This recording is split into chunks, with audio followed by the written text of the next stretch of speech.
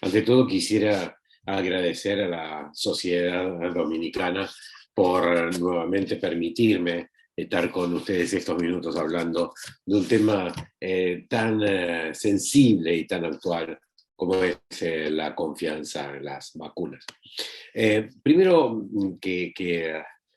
quisiera sin mayores eh, dudas, poder transmitirle qué es la confianza en vacuna. La confianza en vacuna es entendida como la existencia de una convicción sobre la efectividad y la seguridad de vacunas. Esto que tanto se ha hablado y que la comunidad en general, de todo el mundo conoce con las vacunas de COVID y empezó a saber cuál era la fase 1, la fase 2, la fase 3, que la fase 3 era efectividad y seguridad. Bueno, esto es parte de la confianza en vacuna, la convicción de la efectividad y la seguridad de la vacuna. Pero también el sistema que la proporciona, los sistemas sanitarios que la proporcionan y las motivaciones también que hay desde el punto de vista de las políticas sanitarias y las políticas públicas para que las vacunas lleguen a quienes lo necesiten y prevengan las infecciones. O sea, en este concepto global de la confianza en vacunas, como escuchan ustedes, está la efectividad, la seguridad y las políticas. En el 2019 veíamos que la Organización Mundial de la Salud tomaba e informaba y alertaba sobre 10 amenazas de diferentes tópicos en la salud pública. Contaminación ambiental, enfermedades crónicas, pandemias, entornos frágiles y vulnerables de poblaciones, resistencias a los antimicrobianos, ébola y otros patógenos peligrosos, también coincidente ahora con el COVID-19, servicios precarios de salud en nuestra región, en Latinoamérica y en el Caribe, últimas décadas que han impactado las últimas décadas los sistemas de salud, haciendo que la salud primaria en la región no sea una de las más fortalecidas versus a otras regiones, el rechazo a la vacunación, es decir, la confianza en la vacuna, es decir, en la reticencia a la vacunación, el dengue y el VIH. O sea, dentro de estas 10 amenazas, la confianza en vacuna estaba involucrada a través del rechazo de la vacunación o lo denominado reticencia a la vacunación. Hace ya 2 años hemos creado un observatorio de salud digital, de comunicación digital, y ahí pudimos ver qué era lo que pudimos ver y seguimos viendo qué es lo que pasa con la confianza en las vacunas. Hicimos un primer estudio antes de la pandemia 2020, en febrero del 2020, donde quisimos ver la aceptación y el rechazo en las redes sociales. ¿Por qué en las redes sociales? Porque es la voz que uno puede acceder rápidamente. Hoy las redes sociales emiten una voz y uno puede saber de qué se habla, cómo se habla y qué se piensa acerca de un tema. Entonces quisimos ver qué pasaba con la aceptación y el rechazo a las vacunas. Entonces tuvimos un objetivo que era estudiar a través de un estudio de percepción y posicionamiento y argumentación social para poder saber de qué se habla, cómo se habla y cómo se estructuran los diálogos. Esto que había sido estudiado en diferentes regiones del mundo, en Latinoamérica no había sido todavía estudiado profundamente en lo que significa del saber de qué se habla y cómo se habla. Entonces, pudimos obtener que la semana previa a la pandemia en Latinoamérica, del 10 al 16 de febrero del 2020, hubo un universo de 110.000 publicaciones que hemos analizado. 110.000 publicaciones que fueron extraídas de todas las redes sociales y que fueron analizadas, clasificadas y agrupadas por temas de lo que se hablaban y cómo se hablaba. Lo que pudimos ver es que había dos mundos, un mundo que son los antivacunas y otro mundo que son los provacunas, que esto coincidía en ese momento con lo que pasaba en algunas otras regiones. El 20% de las comunicaciones eran de grupos antivacunas. Cuando veíamos específicamente qué se decía, veíamos que había dos tipos de comunicación, la expresiva y la argumental. La expresiva en la cual las personas que no estaban a favor de las vacunas hablaban sobre la fricción en la utilidad de las vacunas como un castigo humanitario, y se ridiculizaban a las vacunas como que eran biológicos, que no servían. Y también argumentaba que había connivencia con los gobiernos y los laboratorios, eran inescrupulosas la actividad de la industria farmacéutica, se violaban las libertades personales porque la vacunación, como ustedes saben, en muchas regiones, incluyendo nuestra región de América Latina y el Caribe, hay leyes de obligatoriedad, producto de no de obligar a las personas, sino que estas leyes de obligatoriedad son para que los gobiernos sustenten en forma adecuada y hagan acceder las vacunas a las poblaciones. Pero bueno, los antivacunas hablan de la violación a las libertades personales y, como siempre, a la toxicidad de la vacuna. Bueno, había cuestiones muy específicas acerca de las consideraciones de los antivacunas, mientras que los provacunas no hablaban en ese mundo comunicacional de redes sociales con los antivacunas, ridiculizaban a los antivacunas como diciendo que ellos eran personas que no se basaban en la evidencia, que eran fundamentalistas, se indignaban frente a ellos, y las vacunas hablaban de que, los provacunas, de que son parte de la solución de prevenir las enfermedades infecciosas. ¿Por qué? Porque las vacunas funcionan, porque las vacunas pueden fallar, pero previenen la gran mayoría de las infecciones, la necesidad de vacunar ante las enfermedades infecciosas, que las vacunas son necesarias, pero que los políticos habitualmente producen una gestión inadecuada para el acceso a estas vacunas. Las vacunas son indicadores de bienestar social, la vacuna es un indicador del estado de ciencia y de tecnología. Bueno, todos estos argumentos fueron analizados y se vieron que habían dos mundos, un mundo de los antivacunas y otro mundo de los antivacunas, que entre ellos no se comunicaban y que tenían estas consideraciones de expresividad y argumental. Pero también hicimos qué pasaba durante la pandemia, hicimos una encuesta frente a pediatras, hicimos varias encuestas, pero esta creo que es la más representativa en diferentes partes de Latinoamérica, y vimos que durante la pandemia el 35% de los pediatras habían recibido consideraciones en el último mes por parte de las familias acerca de las vacunas, o sea, habían tenido consideraciones antivacunas.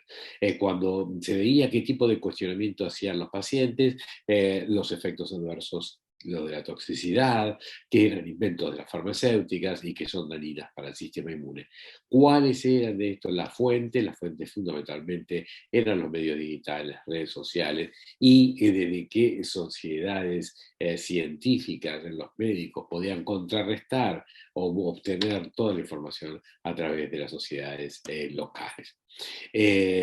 Sí, pero también vimos y le preguntamos a los pediatras de dónde encontraba o dónde buscaba también o dónde escuchaba hablar de vacunas, y la mitad de ellos, el 58%, accedía a informaciones a través de las redes sociales. Y si cuál era la fuente, fundamentalmente era Facebook. Ahora, recuerda quién publicó esos mensajes antivacunas, fundamentalmente o pro vacunas, eran profesionales de la salud que utilizaban las redes sociales.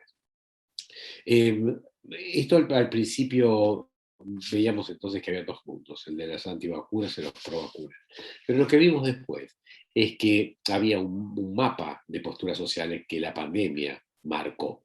No es que solamente había los antivacunas o los pro vacunas, sino que se generaron una cantidad de marcos posturales sociales que van desde los antisistemas, los anticiencia, los antivacunas, para llegar luego a los pro-ciencia y los pro-vacunas, pero que en el medio había un grupo de indecisos que podía, frente a consideraciones o las escuchas de diferentes índoles, antivacunas o provacunas, podían volcarse hacia el lado de la provacunación o hacia el lado de, de los antivacunas.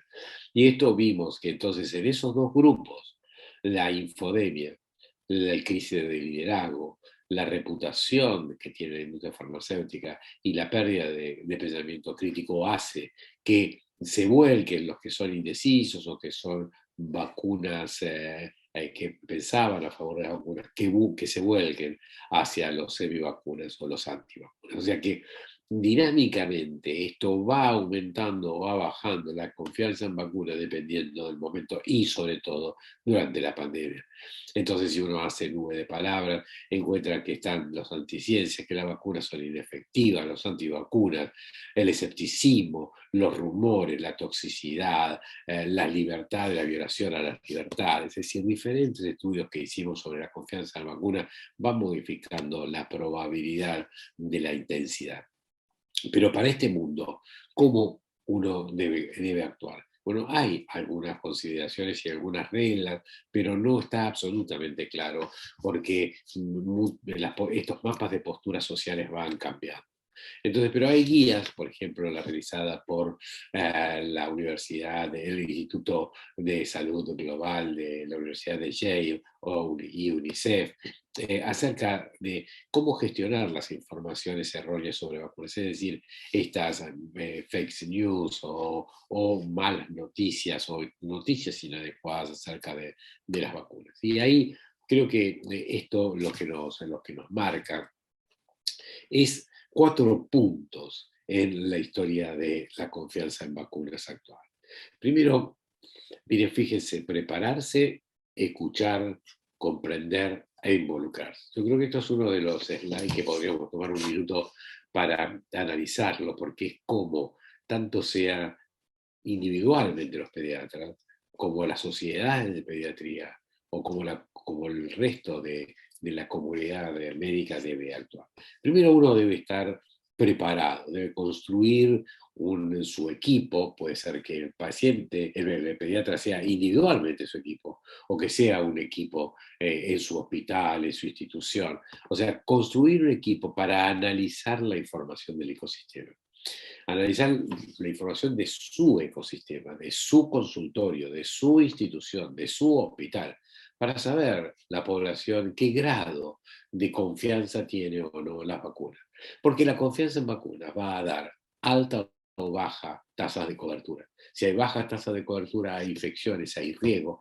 Si hay alta tasa de cobertura, hay menos probabilidad de infecciones. Y el acto de la vacunación como acto solidario también es parte de adquirir alta tasa de cobertura. Entonces, la primera es la preparación. El segundo es escuchar. Mire, a las personas que no están de acuerdo con las vacunas o no tienen confianza en las vacunas, uno no debe rechazarlas, debe primero escucharlas, saber cuál es su pensamiento, saber por qué no tienen confianza en las vacunas.